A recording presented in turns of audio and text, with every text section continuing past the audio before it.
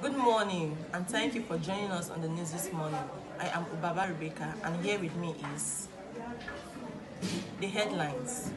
Summer camp exposes 60 students to astronomy, space tech. Fears over NIN ahead of 2021 ultimate registration. Governor awards scholarship to first-class graduates of Ibom Varsity. Popular Islamic cleric dies in Oyo State. Summer camp exposes 60 students to astronomy, space tech.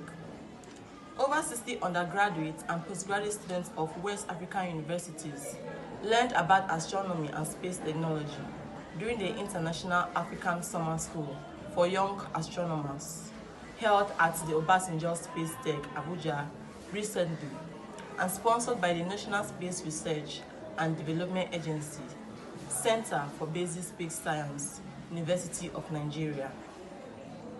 Fears over NIN ahead of 2021 ultimate registration.